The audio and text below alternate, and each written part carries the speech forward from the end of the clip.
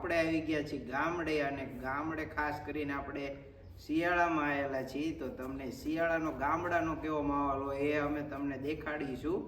અમારી સાથે વિડીયોમાં છેલ્લે સુધી જોડાયા રહો.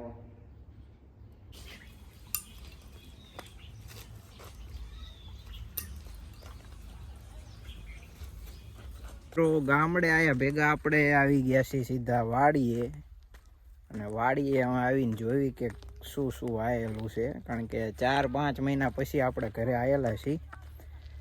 લગભગ તો જીરું આવ્યું હોય એવું લાગે છે. પાકી તો મને ન ખબર, હું પૂછવું પડશે અહીંયા જઈને શું આવેલું. વાડીએ આવ્યા ત્યાં મારા બાપા તો ટ્રેક્ટર ચલાવે. હાલો તારે આપણે ટ્રેક્ટર ચલાવવું પડશે. ઘડીક ટ્રેક્ટર ચલાવી ત્યારે મળવી તમને થોડીક વારમાં.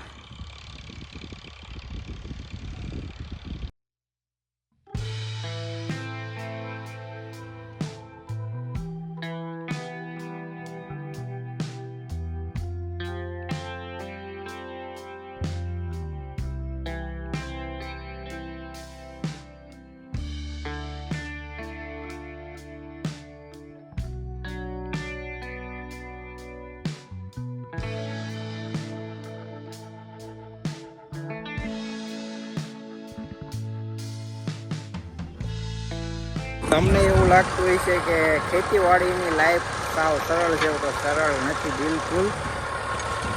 આવી રીતે એમ કે કામ કરવું પડે ત્યારે મિત્રો કપાસ થાય ને બીજા અન્ય પાકો થતા હોય છે. શું કરે છે અહીંયા? એવું ભણવા નથી જવાનું? રજા એમ ને? બરોબર છે. એકલો આવ્યો છું કોઈ હારે છું? બરોબર.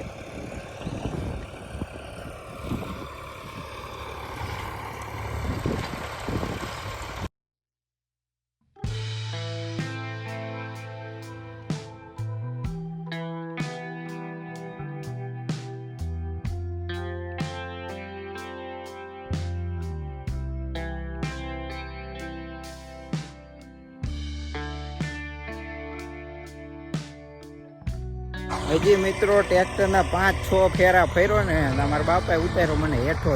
રવા દે કે તું નહીં હાલ હેઠો ઉતાર, આમ તો ડીઝલ બાળસ એમ કરીને મને ઉતાર્યો હેઠો. તો બે ગયો છું આ પાછો હેઠો વાડીમાં. જુઓ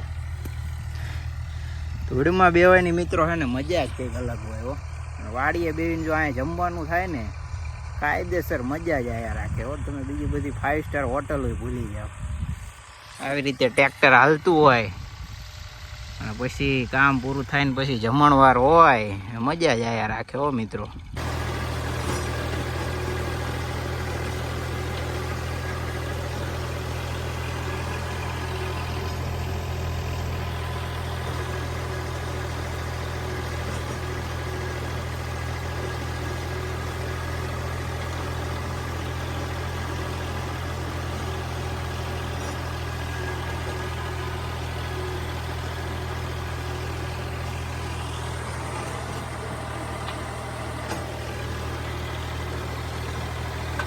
હવે આપણે થોડીક વાર આંટો મારશું મરચીમાં. ઓર્ગેનિક મરચા જોઈ શકો, ઓર્ગેનિક છે, વિધાઉટ દવા.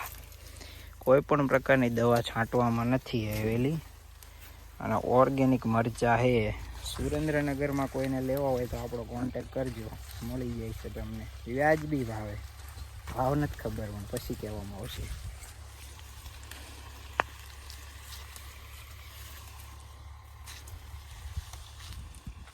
તો મિત્રો આખા ખેતરમાં ટ્રેક્ટર હાંકી નાખ્યું છે, અને તમે મારા કપડાં જોઈ શકો છો. જો કેટલી ધૂળ ઉડેલી. એટલે કીધું એમ મિત્રો, ખેતી કરવી સહેલી વસ્તુ નથી. તમારે પરસેવો પાડવો પડે ને બધું કરવું પડે ત્યારે ખેતી થાય મિત્રો. જુઓ કપડાની કન્ડિશન.